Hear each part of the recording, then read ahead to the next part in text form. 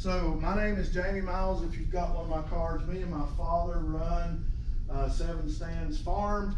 And Seven Stands Farm, the name is a little weird. That's odd because we originally started with honeybees, and my son, he's 26 now, but he was about in 3rd grade when we started the first farming business we had. And we're trying to come up with a name for our honeybee farm. And he said, well, Dad, you've only got 7 hives down there. He said, call it Seven Stands Farm, because Seven Stands Bee Farm then, and that was because in North Carolina we call a beehive a stand of bees. That's kind of the slang term for that for us. So we were Seven Stands Bee Farm forever, and then we kind of started whole hog. We did chickens, we did pigs, we did turkeys, we did goats, we did honey, and I still teach full time. So that was just too much for me and my wife. We did farmers markets every Saturday.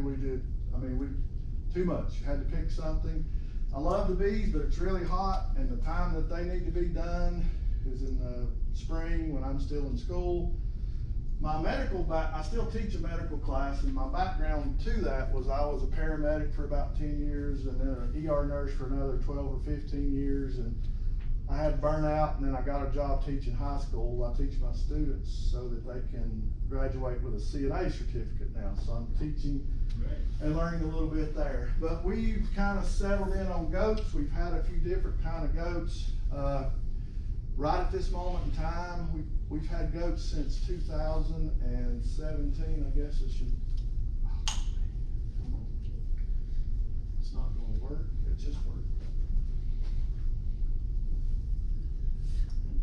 There you are.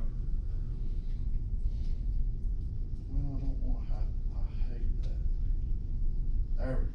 So who am I? I guess I need to go to that slide. I'm already telling you that. But we started with goats in 2017. We had initially 1 or 2 little boar goats. Then this was our first 4 goats. The buck was the white one in the back, and these 3 here were myotonics, which you kind of probably know as fainting goats, which we did the large breed fainting goats, not the little toy ones that you think about. So we had those for a few years, and now this is one of my bucks that I've raised here. He's a homegrown buck. He's a 1.5 year old Kiko, and we're a total 100% registered New Zealand Kiko herd. We run 67 mamas that are registered. We have about 30 doelings that we're raising out now. We do a lot of invitational sales across the United States. I mean, there's sales. We haven't been to Oklahoma, but you can go to Oklahoma. We've been to Kansas, we've been to Kentucky, we've been to Indiana, we go to Tennessee, a couple of different places, Georgia, we've been to Georgia to sales. So that's a circuit that we've traveled, and this year we finally got invited to our first kind of yearly. We've done about 6 sales now, and we do sell off the farm. And of course, the reason we chose to go registered is I kind of like the genetics part of it. I kind of like playing that game. And it's a poor analogy, but if you buy a pickup truck, you buy a 3/4 ton truck, if you need to pull something smaller, you always can, right? If I buy a 1/2 ton truck, I can't always move up. If I have a New Zealand Kiko that is registered, I can always sell a registered animal when it comes out really nice.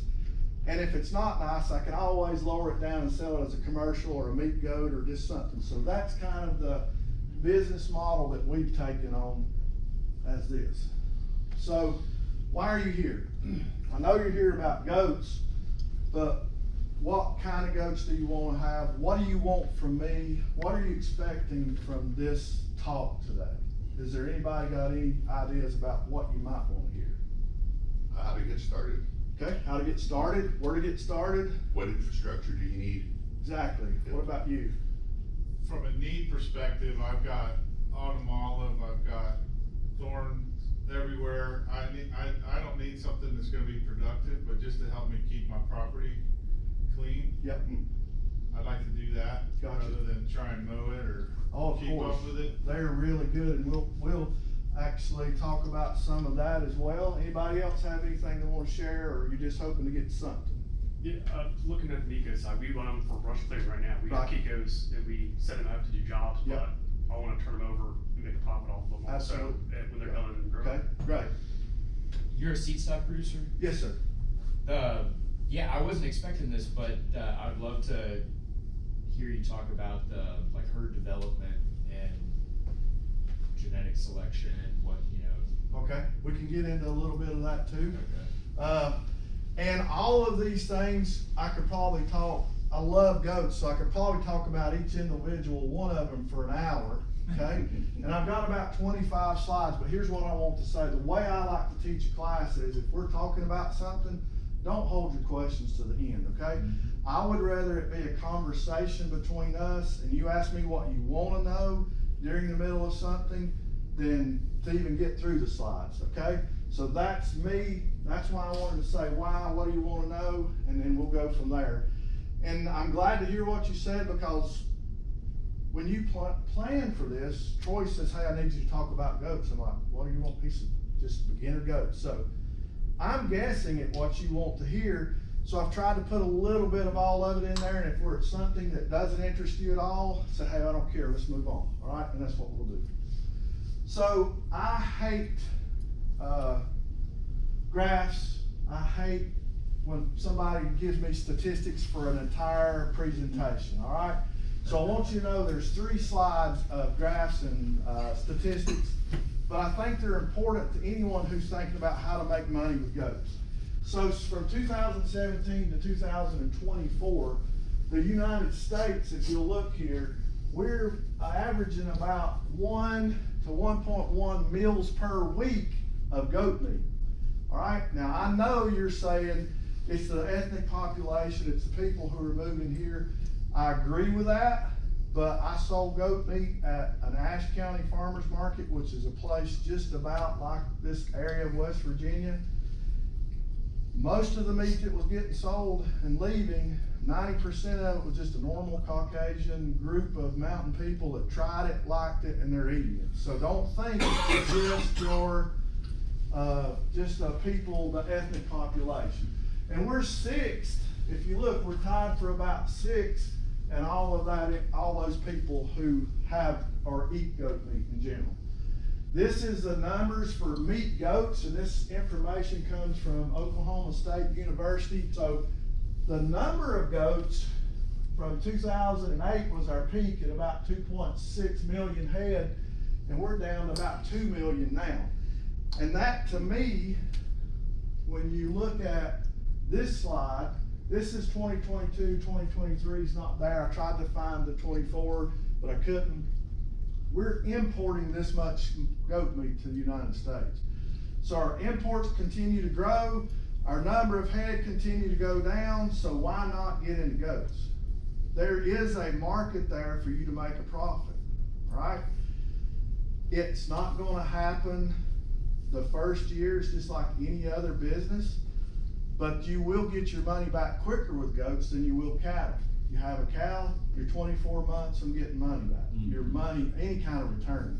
With the goats, it's bred 5 months, and 3 months, they're like a 60, 70 pound animal. So at 4 or 5 months after they're born, that's when you can start making that money. And then we're gonna talk a little bit about what kind. We've already said a little bit. This is a picture of the first boar I've owned. This is a myotonic. This was one of mine, one of my first 4. I owned a Savannah buck when I owned the myotonics. I thought that's gonna be it. I'll cross those, it'll be wonderful. It was horrible. Pygmy goats are considered a meat breed. Now they're small, their carcasses are gonna be smaller, but they do enter into a meat breed. This is a Spanish buck. I've never owned any Spanish. I've talked to people who do. I've been in the goat industry a while. They like them. Excuse me, Pepsi.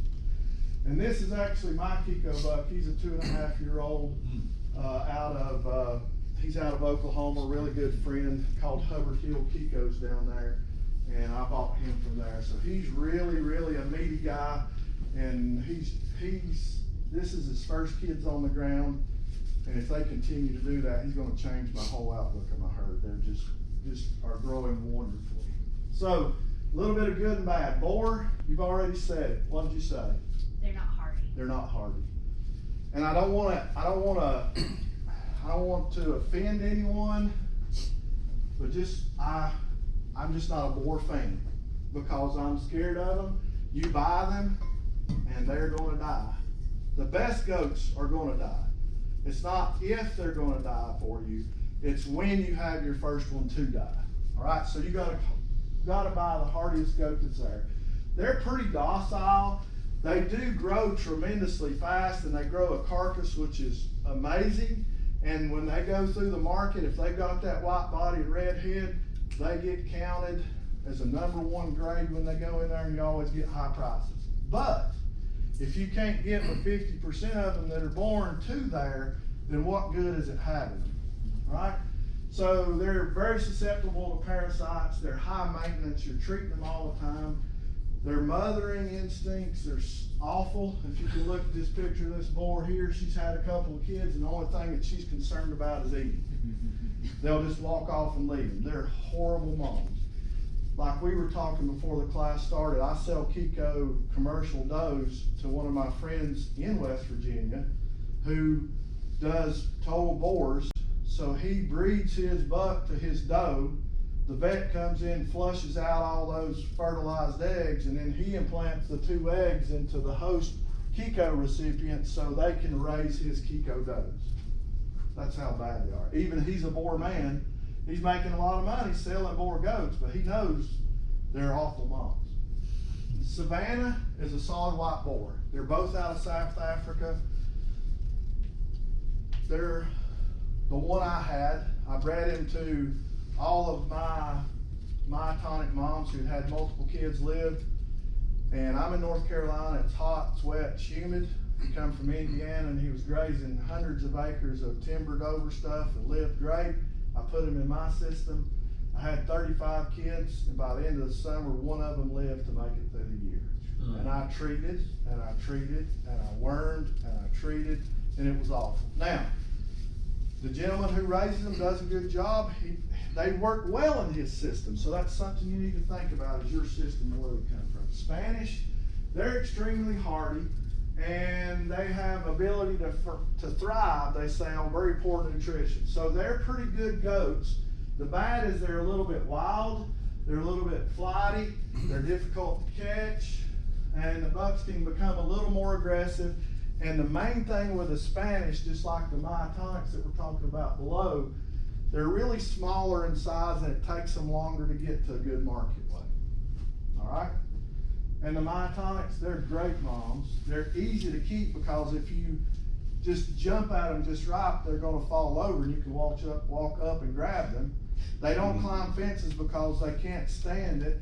They'll pass out. I've even, during their mating, I've seen the bucks just have a myotonia attack and fall over and, you know, stiffen up during breeding. So it's not a bad thing, and they are probably one of the only goats that is a heritage breed that supposedly come from the mountains of Tennessee, the original one. So they're from the United States. They're small in size, but my gosh, their growth rate, I mean, they're so slow. My Kikos will be 70 pounds, 50 pounds, let's say, in 5 months. They'll be 50 pounds in a year and a half. I mean, they're just, you cannot make any money off of them. They're great if you just want something to maybe eat. They do forage well, they do that. They're good if you just want something to have some goats. And I love that breed, but if you're looking for a way to make some money, they're not it. Kikos, and I'm partial, I raise them, but I've had a lot of them, and it's from experience why I'm here. They're very hardy. They're parasite resistant as long as you stay in the right bloodlines and you keep giving them good bloodlines through there. And you can learn those bloodlines. The growth rate is amazing. They're low maintenance. They don't have a lot of foot problems. They don't have, you know, a lot of udder problems. And their mothering ability is awesome. They'll just leave off in the pasture, and you'll have to go find them, or just in about 3 days they'll come back and they'll have a couple little kids on them. Yes, sir. You don't dehorn your goats? No, sir. Now, when I was doing the myotonics, their show circuit or their buyers like to have them dehorned. I did that, took them to my vet, dehorned them that one time, and I'll never do it again. Personally, they come home, their hair was all burned up, they was scabbed up, Well, you don't like it when you bud them when they're little. They were very young. I mean, as soon as they started having a bud, they burned them, but I let the vet do it. Yeah. Even though the vet did it, I didn't like it. And for me, after I did it, those as they got bigger, there's nothing to catch them with. I mean, I know it sounds weird, but my horns are a good handle to hold on to and move them around. All right, but I've done it. I won't do it again, and that's just my personal preference. If you decide to do it, it's great. But if you have one with horns, you don't want to have them with not horns also, because they don't have anything to defend themselves. Right, not really, yeah. And I had some. Because we used to dehorn and we don't anymore. Some of the myotonics carry that. I'll get right to you. They carry the gene where they're polled, so some of them can be polled, just like cattle. You know, not Holsteins, black cows. Angus, yeah, they are polled. Most of them are polled. So yeah, we had some in the herd. It didn't seem to be a big problem with us, but I think if there's an aggressive one, it can cause a problem. I don't know if it's the same with goats, or if you or any of your colleagues, peers in the goat industry have noticed this, but they say with cows that horns actually are really important for like internal temperature regulation, immune strength, that there's all these correlations to overall holistic health of the animal. Yes. With horns. I have heard that a lot, especially about the temperature regulation thing. And when you watch them during mating season, they're not butting, but it's amazing to watch the way their courtship goes with the scratching on each other with the horns. Whether that has anything to do with it or not, but I think it is part of the holistic part of it. The way they use their horns to rub and to entertain themselves, and I won't do it again. I'm not saying if you wanted to, hey, do it, but I just wouldn't. I've been there and done that. Well, I used to do it, but I mean, Yep. I would give it a tetanus shot, and Of course, and then yeah. I would Yep. burn it off. And there's people who still do it, and if you do, like I say, I'm not against it for you. I won't do it again. I was just I just didn't like the turnout of it. And then pig meat, don't know very much about it. You've kind of probably seen them. To me, they're more of like a pet breed to people. But I've seen them cross, even on YouTube. This guy crosses his Kikos with his pygmies and kind of gets it small. But I would be worried a little bit about birth weights and dystocia problems with pregnancy and stuff like that. But they are considered a meat breed. Any questions on those 5 or 6 breeds? And there are some others now. They're developing what's an American Kalahari Red, which is just a red Savannah or a totally red boar. They're developing some of these other breeds. There's a Tex Master, which is a combination of boar and myotonic that a lady in Texas is running for meat goats. Don't know a lot about them, but there are some of those breeds. Any more questions on breeds of goats? But these are just mainly meat breeds. Yeah. That's what the title is. That's what we're talking about, is just meat production, seed stock, those kinds of things.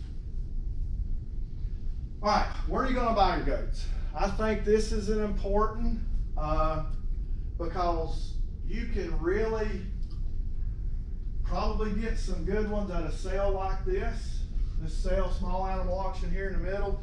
If you don't pay attention, it's like, oh, it's just a sale. But if you'll look at this goat right here, to me it looks really unhealthy. Yeah. It's really thin in the back, it's sunk in on the sides. The quality of the picture is awful, and it's probably there because it is not doing well, and that farmer's like, I got to get something out of it before it dies, right?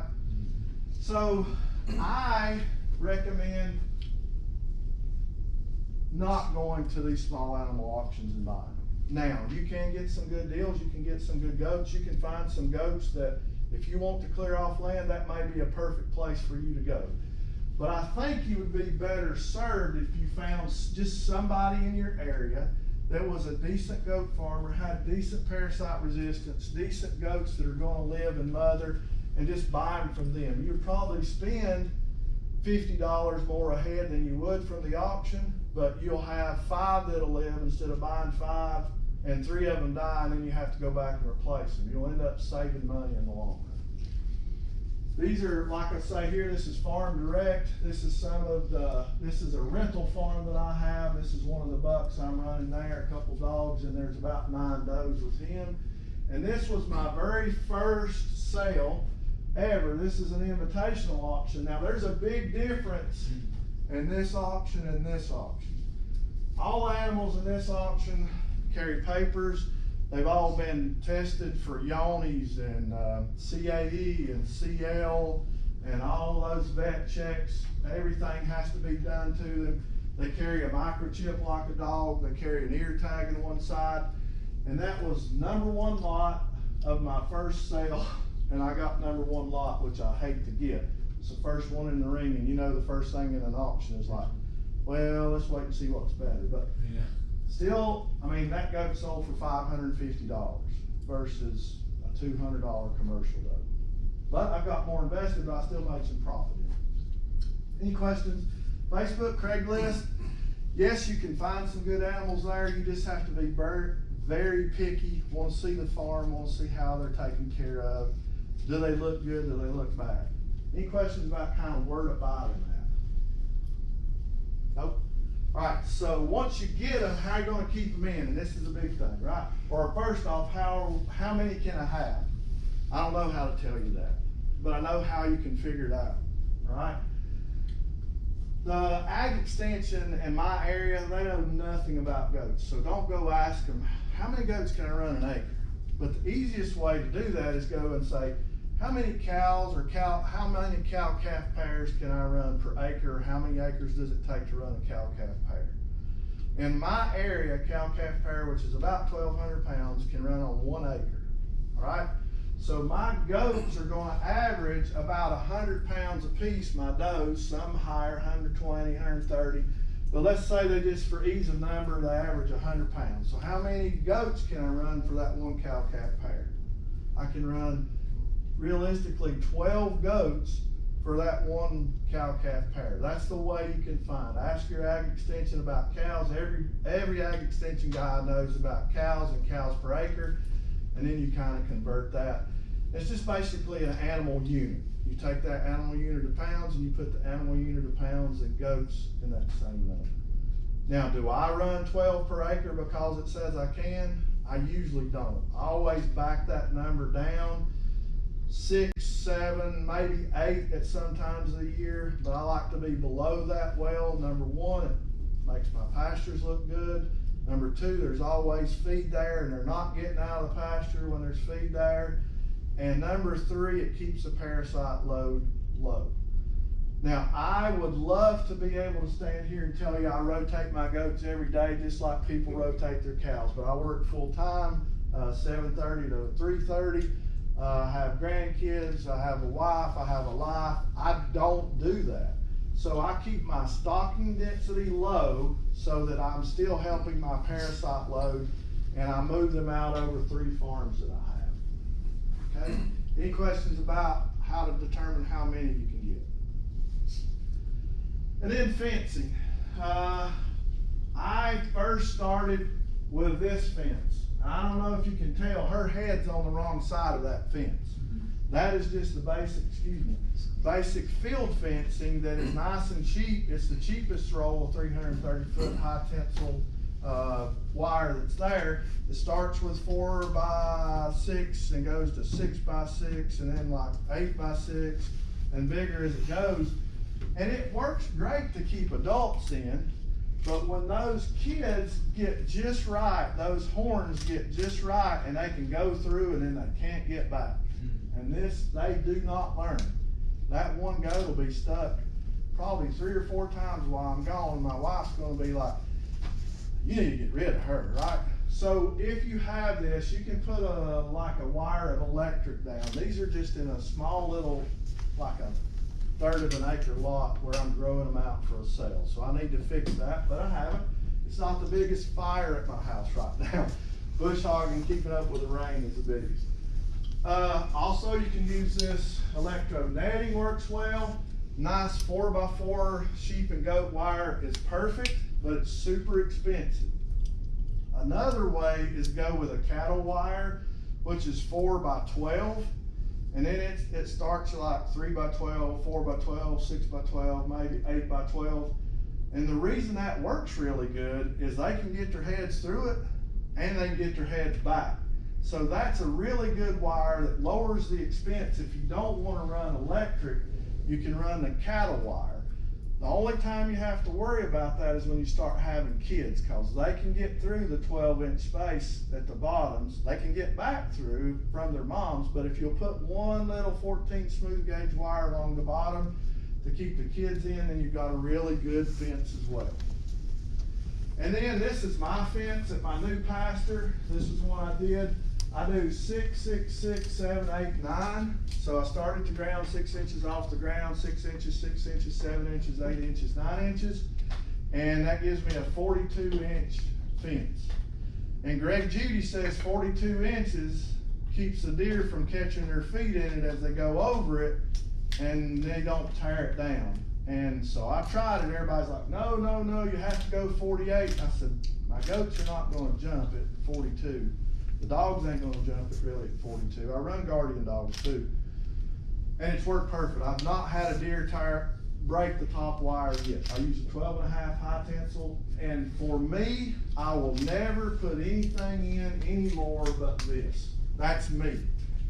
Cost effective, it's easy to install. If a tree falls on it, that high tensile, you cut it off, it pops back up. Now, I've been looking at timeless fence posts, but I would still run this combination or a combination like it. I'm not saying the 6, 6, 6, 7, 8, 9 is perfect. Sometimes it's a little low on the bottom. You have to go in and add a T-post here and there just because of the contour of the ground. But I love that fence. The first one I ever did was 7 wires. I was a little overkill. I think I added another 6 and then went up with that. I think 7 are too much. You could get by with 5 if you wanted to stretch those tops out. But at this farm, I'm not there. I have my brother-in-law rents the house that's on that. We bought it from her grandfather. So he's there watching it, but I'm not there every day. I'd rather have that extra wire.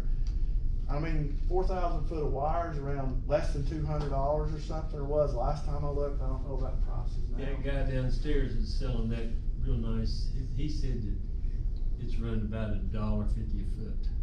For the wire? Yeah, and the woven wire, you know, that you were talking, the metal high tensile woven wire, that's a lot. $3 or $4 a foot Yeah. to be installed, right? But that, he said that down there, pays that happens with everything. Oh, post and all, yeah. Post and all. About $1.50 About a foot. $1.50 a foot. Exactly, yes, sir. Are you running electric on each of those lines? Yes, good question. All of my lines are hot. Every one of them are hot. Now, some people, for cattle and stuff, alternate. I do not, and I can understand why, but I make sure I put in plenty of ground rods. You need to make sure you have a good ground system because your fence is no good without the grounds. Yeah. I run at least minimum 3 rods, 12 foot apart, 8 foot deep. And on some of my farms, I run, because it's rocky or really clay or gets really dry, I will add even a 3rd or a 4th rod, because I want that conduction to happen. You have to have the negative and the positive. You have to have a good ground when they meet. Do you use solar at all? I do. I have one place that I run a 7-wire system, and I run a total solar. I run a regular charger, a DC charger, and I put up my own solar panel. It's 10 watts per joule is what they recommend. And I usually, if it's like, let's say a 3 joule charger needs a 30 watt panel, I usually bump up to like a 40 watt panel just to give a little extra. I'm one of those things, well, 30's good, and that's what they say, let's go to 40. Because in my area where my fence is, there's a little, during the day, they've got a little bit of shade. So I bumped my wattage up a little bit. During the summer, I never have to change the battery. During the winter, when the sun's not as high, every 2 or 3 months, I'll put a new battery in because it has trouble keeping it charged. But 10 watts per joule of charger. Any other questions? Solar works great for me. I've had no trouble. And I run those 7-wire fence off of solar, and it keeps it hot all the time, and keep all the wires hot as well. And this is where I was talking about, a fence won't hold water, it won't hold a goat. Joel Salatin said that, and plenty of people have heard that. I have to disagree with that. This pasture here, I've had for the last 3 years, I've had one goat get out. Other than the time I left the gate open, they were in the neighbor's yard. But the reason that goat got out is I was buying 2 from a gentleman. One of the 2 I was gonna buy just had an episode and got sick, so I didn't buy. I bought the 1 and put it in a pasture with 20 others. And you all know that when you add 1 animal to a group, that pecking order starts. And all I know is I come over the next day and to check and feed, and she was coming up along the outside of the fence. I feel like they started beating on her and just she just run through the fence, because really electric's just psychological. It's not really there to hold them in. It can't, you know what I mean? But it's a psychological fear. Let her back in. She's good with the herd. She's never been out again. But if you have one that continuously gets out, my recommendation is eat it. Sell it to somebody and let them eat it, because I don't care. That one goat will teach everybody else how to get out. Just the same with cattle if you talk to cattle people. Fence chargers, these are Cyclops. I've used them. I don't have one now. I like them. They're American made. They're great chargers. There's some downstairs with a timeless guy if you want to talk to him about the charger. But I put that picture up there just to give you a rule of thumb. You need 1 joule of charge for about every mile of fence you have. Now let's say if you're running 6 wires and your fence is only a half a mile, that doesn't mean you can get by with just a half a mile charger. You've got 6 wires at a half a mile. So you have to add all those together, which will give you 3 miles of charger, 3 miles of fence, which means you need at least 3 joules of charge. Does that make sense? So don't forget to count all your wires in that section. Any questions so far? And ground. That is the key. Yes, sir. Do you wire series or parallel? Explain that to me. What's your question? Series is 1 point all the way. Parallel is when you're crossing as you go. So what I do is I run my fence, and every wire then goes together. So I'm assuming they all run in 1 series. Mm-hmm. And I'm sorry that I don't know the answer to that question, okay? But I run them all in 1 series. So shelter. Now, I put this in here. I'm going to show you some of my shelters. I'll show you some on this beautiful farm that I really love, that I leased from one of my good friends that used to run goats. He used to have horses. He's got an amazing barn. And then you'll see some of them that are not so amazing that are mine. This is a barn on property of mine. It is an old barn. It has been there for years, just old locust post. Half of the side of it is out of the ground. So, you know, it's got a wood floor part of it, which I've had to redo. But goats don't mind. They like, as long as it's got good ventilation and they can get in out of the pouring rain. Now my goats, if it's raining, you know, just a little rain, they're still out grazing. They're fine. But now if it comes a downpour, they really do like to have somewhere to get. This is that beautiful barn. It was a horse barn, so I have access to these wonderful stalls. I wish I had this everywhere. This is amazing. He's got power in them. There's 4 of them in this barn. I mean, they're just beautiful. Never had anything like that. And then these are some of the shelters that I make out of hay rings. You take an old cattle hay ring and they bolt together. Along the bottom here is a 4x4, and you just use a lag screw to put those into each side of the 4x4, and then you can just kind of run some metal over, and you're just using regular metal roofing screws that are self-tapping, and run those into the metal part of the cattle ring to hold the metal on there. Work wonderful. And you can actually move them around because they're on that 4x4 as a skid a little bit. Pardon me. How tall are those structures? Sorry. These? Yes. Probably about 4 feet, I think. Okay. Around 3 or 4 feet tall. Too small for a cow. I don't know. I mean, You could, I tell you, take your cattle ring at home and measure across the full diameter, and that would kind of almost tell you how tall they would be. I don't know about cows. It might work for them. It probably could. And I think there's bigger ones and smaller ones too, if you find some older ones, bigger ones. This is a shelter which started out, this is in my buck pasture, so you can see how that's turned out. It was just a old Harbor Freight garage, you know, they put the tarp over to make like a little garage. Actually, it was 6 or 7 foot tall in the middle originally. I cut the legs off and made them like 3 foot tall. And I run it with my myotonics for a long time with just a black tarp over it. I just keep replacing that tarp every couple of years. And then my Kiko bucks, they started walking on it. They're a little bit more flighty. They want to crawl on top of it, so they're falling through the tarp. Went in and added some tin to it, some old tin that I had off an old chicken house. Worked great, and then I bought this one buck who was from an old bloodline. He was an AI, an artificial insemination buck. And he got to climbing on the very top, and he'd walk the ridge line of it. And it'd start sinking, and then the others were like, wow, I can do that too. And now it's torn down. I prop it back up with some posts here, some T-posts and stuff. They still get under it, they still stay dry, and that's what they've got. And then you can see behind it, they got a section of woods too. So if it's raining really hard, they're still using it. I don't have those beautiful barns on my pasture, but they can still get in the dry. In the wintertime, I'll put a good layer of straw in there, and those bucks, they are not worried about the cold. How's the Kiko do for just clearing land? They're really good foragers. They do a really good job. Yep. I mean, they'll take down autumn. Oh yeah, anything that's briar. Now, just like with every goat, and I'm getting ahead of myself a little bit, but people think they'll eat anything. Now, there's certain species of weeds that I have in my pasture I wish they would eat and take away and get rid of, but they some just of those won't. are toxic to them. Yeah, some of them are They know toxic. that, it's amazing. Yep, they are. They're amazing. They are amazing creatures to know what to eat, especially as they're older. But they do a really good job.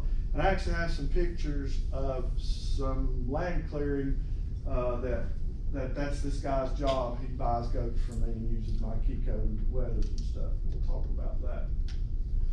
So health, this is probably the biggest obstacle in goats. This quote, born looking for a way to die, my 80-year-old vet that I take my stuff to. I have a traveling vet that comes too, but if I need something, I can take it to him. He's about 78, 80 years old, still practicing. He said they always told us in school that the goat and a turkey was born looking for a way to die. And I believe it. They find crazy ways to die. I've had them get their heads stuck in hay feeders and stuck through the fence and then find them dead. I mean, it's just crazy. But parasites are probably the #1 problem. And that #1 parasite is the barber pole worm, or the Haemocus contortus is the real name, but barber pole worm is what we all call it. That is the big thing that we all fight. It kills your goat through anemia. It sits in the abomasum or in the intestinal part of the goat. It's got like a little hook that comes out, and it just sits there, and it pokes the holes in those intestines, and it feeds off the blood.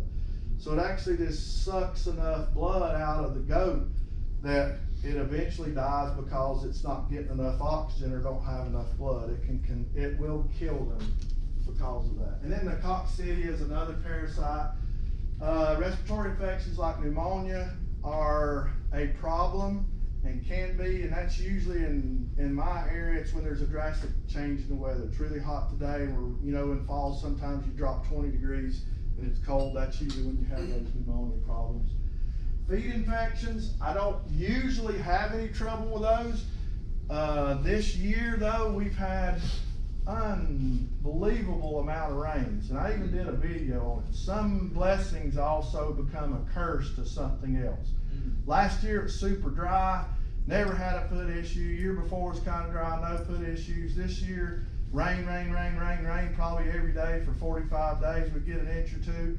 All I've done is bush hog, and I've had 3 or 4 problems with foot scald and 1 problem with actual foot rot, where we actually treated with some antibiotics and stuff. but I really feel that it's from just walking in that wet grass every day is where those come from. And then enterotoxemia, you probably heard of it as overeating disease.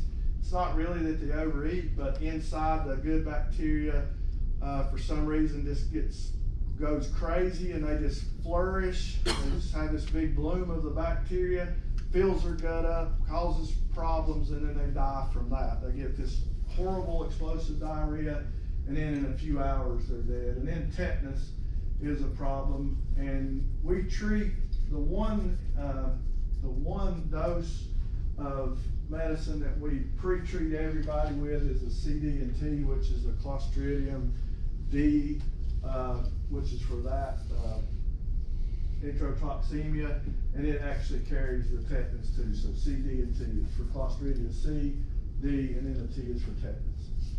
Vaccinations, like I say, we only do the CD&T. They make our pneumonia vaccine. We're not required in North Carolina to do a rabies vaccine unless you have some kind of, on your farm there's a rabid raccoon or something that's been in your barn and they kill it, then they want to come back and vaccinate the goats for that. Antibiotics, I don't use them often. I don't like to use them, but I won't withhold them from my animals if they need them. I'm not going to tell you that I never use antibiotics on my farm.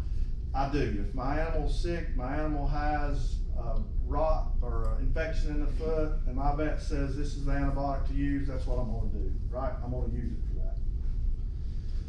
And then a big thing is wormers. A lot of people want to stay natural, or some people stay conventional. I have to say to you that I am a conventional wormer user when I use wormers. I've probably wormed this year, even though it's been so wet, I've probably in total from January to now wormed 5 goats out of 70 head. But it's because I keep my pasture density well. I keep the bloodlines that I know are well for parasite resistance.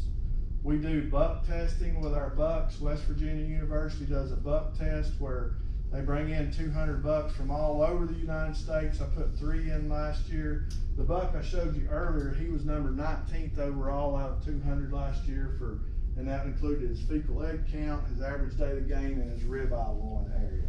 This year I had the number 49th and the number 79th, so I went down a little bit.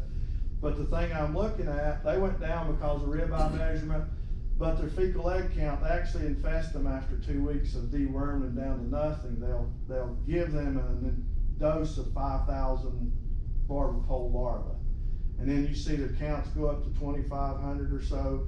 Mine finished the test, they were up 2,800, and then they started themselves dropping down to 500 and 300. So those are the 2 bucks I brought home and I'm going to grow out and see how they do to be future herd sires for me or sell to somebody else.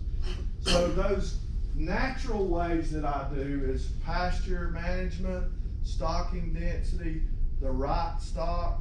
I try to continue to, do these tests, make sure that I have data to see what is good and what bloodlines. But if you get to a point where they are worm infested, I've heard all the diatomaceous earth, all of these things. I personally, and this is personally, have not had any success with any kind of wormers except conventional wormers to bring a goat from infestation of worms back to a natural health. Now, does DE help in preventing worms? Yes, I'd say it might. I don't know. I don't use it, but people swear by it. Okay, I'm wonderful for that. I'm glad it happens. I hope it works for you. I want to be as natural as I can, but I haven't found a way to do it. The one thing that is natural, copper oxide particles. They're a capsule. It's like 3 or 4 grams. You can give it twice a year. They do help, and the testing shows that they help. There is data to prove it. So I give those twice a year, and if you need worming, I worm you. And I do, every time I touch a goat, I'm always checking the FAMACHA score, and I forget what, it's an acronym, what FOMACHA stands for, but I look at the eyelids, you can look at their gums. If they're nice and pretty and red, then they're not anemic. You don't have worms taking their blood. If they start to get pale or they're white, you better do something or the goat's gonna die. So that's a good way to test is that FOMACHA score. You have to take a class through the vet to be certified to do it. But even if you're not certified, you can look at their gums and tell if they're pale or not, right? Or you can look inside the lower part of their eyelid and tell if they're pale or not. But there's some controversy over natural or conventional. I use conventional. If I worm a goat, because of a lot of worms have developed a resistance to certain wormers, I always do at least 2 wormers. And that's what's recommended now. Some people are recommending 3 different classifications of wormers every time you worm, but never less than 2. Like Valbazen or is no good, a white wormer they say is no good for goats, right? By itself, but you put it with an ivermectin or a cydectin, the 2 of them together, they'll kill it. And the way that works, they're saying, let's say we give 1 wormer and it kills 80%, right? So there's 100 worms, it kills 80. And then I give another one and it kills 90, so there's only 20 worms left, so you're only gonna end up with, what would that be, like 2% or something. So you get almost 100% kill by using 2 different wormers.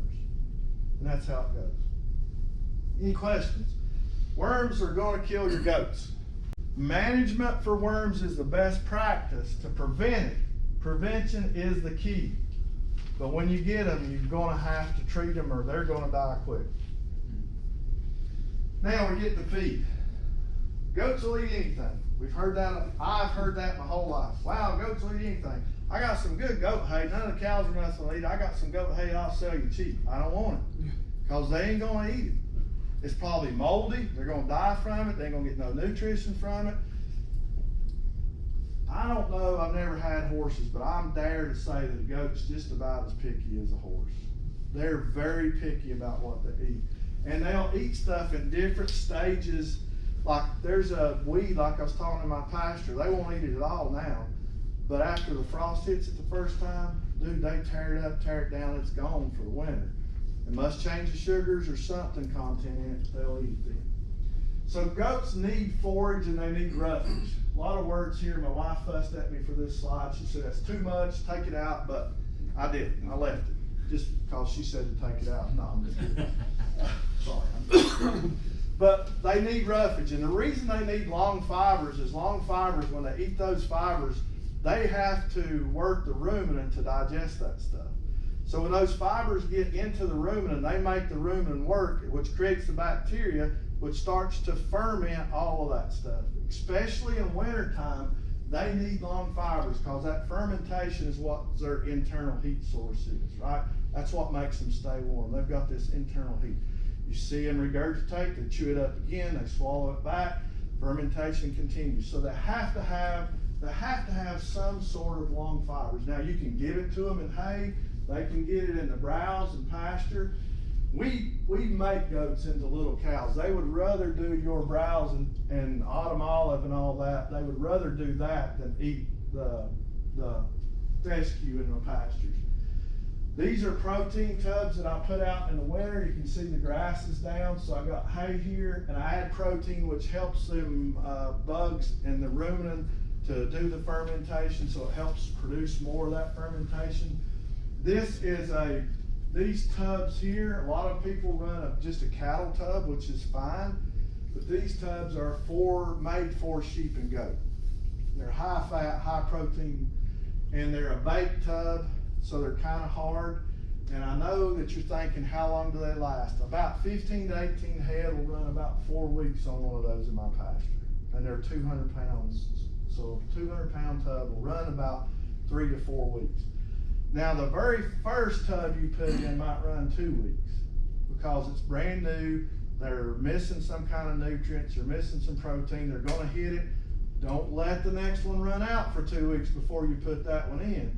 Put another tub in there, keep them running.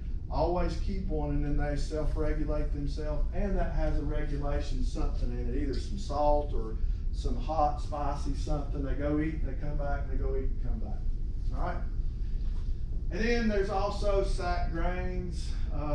which is like feeds. I do feed my goats. My herd of mamas, they get, you know, about a pound maybe when they're in gestation, which means when they're bred, they get a pound to, they get 1 to 2%, which is usually a pound to 2 pounds because they average 100 pounds about every second or every third day. And number one, that helps them grow the baby, it helps them stay nice, it helps them get ready to produce all that milk. And when I go out with a bucket, I can yell at them and man, they're coming. I'll come to the barn, I'll close the door, I can catch them up, I can look at them all, I can treat them. So bucket training a goat is the easiest way to take care of them there's ever been. But I use a feed mill, and I've been working on a mix that they got for me, and then we've been adjusting it, and now I run about a 16% protein. I was at 18%, the kids were growing amazing, but they were still very lean. And if you're gonna be in my business, they need to have a little flesh on them when they walk into the sale ring in these invitationals. So I want to drop the protein to 16%, increase my fat from 2% to 5%, so I run a 16% with a 5% fat, and I've got a wonderful guy that at the mill who's got me a great mineral pack and mix in there. My goats run, you know, they're always slick, they look oily like a good set of cows do. And I keep a Combach, which is just what my local feed store has, mineral out, loose mineral 24/7, just as needed. And it's according to the time of the year when they hit that. You can kind of see it. I just took one of these tubs up here and I poured out. It gets wet. I got some holes in the bottom of that thing. It gets wet. It kind of clumps up a little bit, but then water runs out. You just scrape it around. Any questions about feed? Am I boring you to death? We're what? We only got 5 minutes left, right? So, now here's to what can the goat do for me? How can I make money off this goat, right? So this is what we're all looking at. We need them to pay us somehow a little bit, at least unless you just want to run a hobby. We need them to pay us a little bit on back so we can afford to buy feed for them. So we know how to get them, we know what kind we want, we've all decided that, how many we want to keep, what kind of fence, housing, all that, how we're going to keep them alive. So how we're going to make money with them. Number one is we sell goats for meat.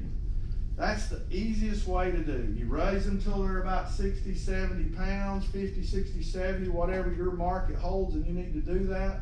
My market right now is 50 pounds. If I can get them to 50 pounds, I got a buyer that'll buy them all at 50 pounds. If they're 40, he gives me number twos for them because he's gonna have to take them to his farm, raise them out to 50 pounds, invest a little more money in them, and then sell them. If they're 50 pounds or more, I get $3.10 a pound is what it was this year.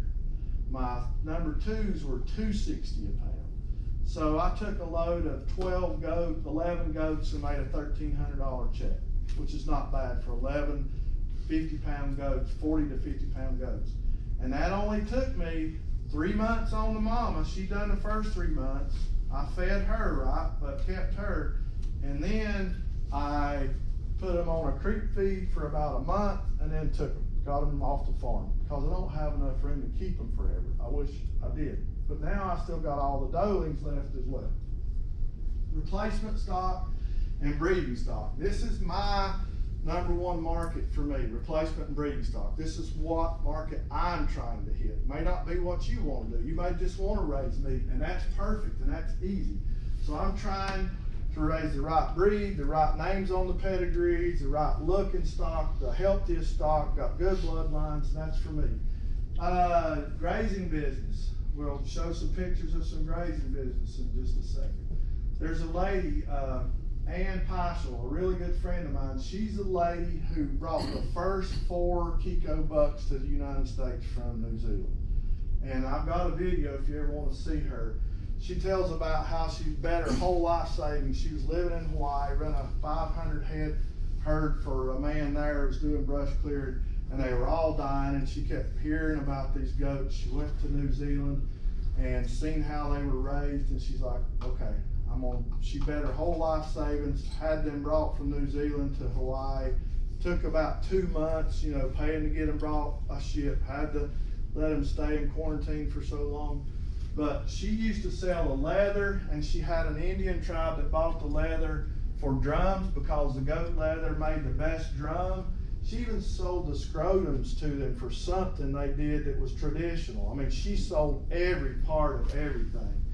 And then you can think outside the box a little bit. And this was by chance for me. This actually happened on my farm.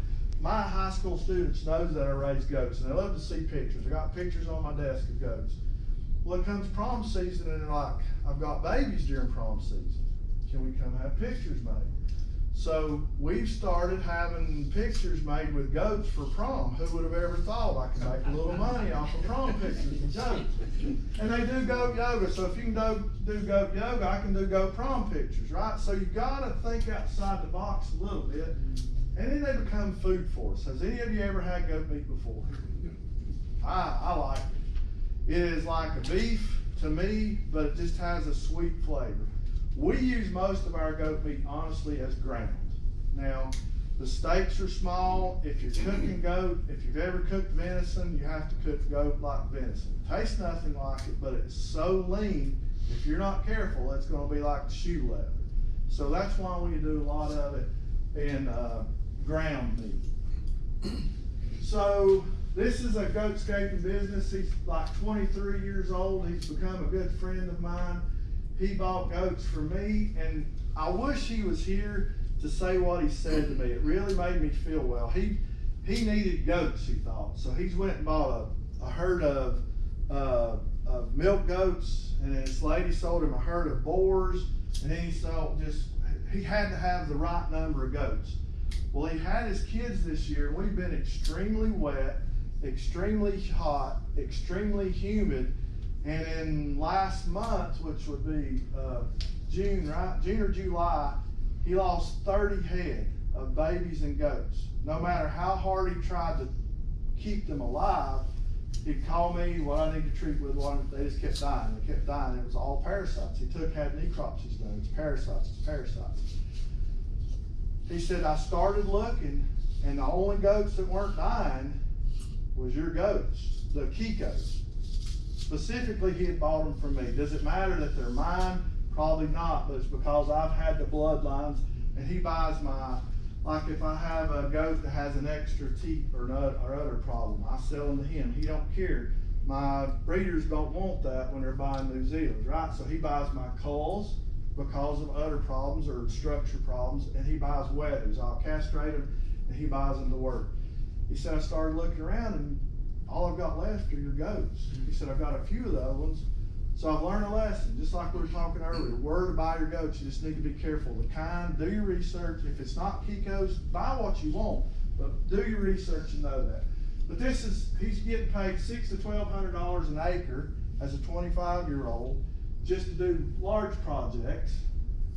And then he said where he has hit the jackpot is in Charlotte, which is a big town in our area. He took to this one development that had this little ivy problem. Well, he put 6 or 7 goats in there at $16 a head per day, which is higher because he's having to travel an hour and a half to 2 hours. And the people there are making sure the water stays good. And it's become more of a petting zoo. They're rich, they got plenty of money, and the neighbor up the street is like, hey, they've got goats. My kids would love to see it. So he said he's just been bouncing from house to house to house to house up the street, making the bling just like crazy because these people want the experience of having the goats out there. So he's really found his niche in grazing. He still does the big jobs, but he loves to get in one of these little developments. Yes, sir. So for an operation like his, he goes in and he installs temporary fencing? Yes. And then tears it all out when Yep. it's done? Yep, just puts it in and pulls it out. He's working on a new system, and hopefully it's going to work. They're there. It's going to be an investment for them, but they're making GPS collars for goats now, and they hang like a big bell, but they've got a solar charger on them and all. And you can go on your phone and pull up the GPS map, and you can just draw out on your phone where you want them to stay, and then you wouldn't have to put in any fencing. The only thing that worries them about that is predators, is the big thing. But, you know, sometimes he's spending a couple hours of weed whacking to get the fence in. But he's putting in some kind of temporary fence, and he's running a dog with him right now. In the big jobs, the little jobs, he's not running a dog. He's just got that Premier One sheep and goat netting around him. And he just moves it along and leaves the trailer backed up for them to have a shelter. He's got a water system, like a 50-gallon barrel just bolted to the front of his trailer, and a hose from that to a water tank in the back with a little float valve in it, which keeps his water full. And if it needs filling, the house owner just fills the barrel up. I mean, he's doing great. He had a really good plan, a really good job plan, and I'm really proud of him. I mean, he's really took a chance and loves it. He's actually had to hire another employee full-time to help him. He's doing great. 25 years old and doing amazing. And I like to sell my goats to him too. So seed stock, replacement, breeding stock, this was at an Indiana sale. This is definitely not my buck. I wish I could say it was, but this buck was bred with like some older lineage. It was an AI bred buck. I watched that buck bring $8,000 that day, and this was the second goat I ever sold at a sale, and she sold for $800. So I was hooked, right? I've sold, that's pretty good for me. That's probably above average for me now, but it's my first year in the sale. Hopefully they'll go home and do well for people, and I'll build. It's just like any business you're building. I have sold the highest selling goat's been $1,300 they're ever sold. So that was a pretty good profit on that goat. But you know, this is out of the ordinary. 8,000. I saw 11,000 buck, a $14,000 buck, a $15,000 doe, a $13,000 doe. But those are 6 or 7 animals over the course of 3 or 4 years going to these sales. But it is not uncommon, once you're a well-known breeder and bring in a well-built doe with a good pedigree, $2,000 to $4,000 is very common. So there is money in seed stock. But now think about, you have to spend $3,000 on a buck or $1,000 on a buck, and then you have to get the other animals in to match that. I'm sorry. No. And then of course, then there's the meat. I want to go over something real quick. I'm over my time. I apologize for that. Just so you know, when you're doing your goats, if you want to produce meat to sell, on average, they're about a 30 to 40% yield. So I put 35%, 100, and that's live weight. So it's around 35%, give or take 5% yield on a goat. So if it weighs 100 pounds, you're going to get an average of 35-ish pounds of meat off of that carcass. So there's a pretty low yield on them. So your 50-pound goats is 17, 18 pounds. Right, exactly. Yeah. Now, if you're doing one for yourself, in my area, my butchers are going to charge you $120 if it's 2 pounds or if it's 100 pounds. So if I'm doing one for myself, I like to weather one, get it about 100 pounds, and then I'm going to end up with about 35 pounds of ground. Yes, sir. You said you weather, so you don't take anything else besides that? I do. I mean, there's some people, some ethnic populations only want them unweathered. So that's, yes sir, for me, I like them weathered. I think I can taste the difference. Some people say they can't, but for me, I'll weather them. I'll feed, they get a little bit of grain probably as they're growing out in the creek feeder. So they're grass and grain fed. And then my plan next is to take some, maybe Chuck and Saunders from Sheraton Park Farm, maybe some of their pork fat and add to mine. And the only reason is it's so lean, you can't make a burger out of it. It won't hold together. So I think I'm gonna try to add a little pork fat just so I can do goat burgers, because they're amazing. I really just. So when you weather yours, what age do you weather yours? I like to do mine right after, probably right around weaning time. Usually for me, it's as they're coming through the chute and I'm separating does and bucks, and the ones that I'm looking at for bucks, I'll leave a little longer, but then they get weathered, I band them then. Yeah. That's what we kind of do. It depends on the market we got and the people that's wanting them, whether I weather them early. Yeah. Cause some of my because we raise dairy goats. Right. So we try to get some of our weathers, we want them big, cause a lot of people want pack goats. Yep. So try to go to that 6 month, 7 month deal before we California ban them. Right. Just to try to get them big, but then you gotta deal with $15 running around that Yeah. is a headache. Yep, absolutely. And they're trying to jump past Oh, you yeah, to get in so- with the doilies and stuff. Any other questions? I hope I haven't bored you to death. I hope that this hit the right things that you talked about when I asked why. It sounded like I was kind of on the right track. If you have any questions for me, I'll be here all day. I love to talk goats. I'll be happy to answer any questions now, later, catch me anywhere. But thank you very much for coming. I appreciate your attention. And the last slide, I do a YouTube channel. If you get a minute and want to see me, right there's my, you can go and check me out a little bit. That's my QR code that'll send you to there. All right, thank y'all very much. Thank you very much. Yep.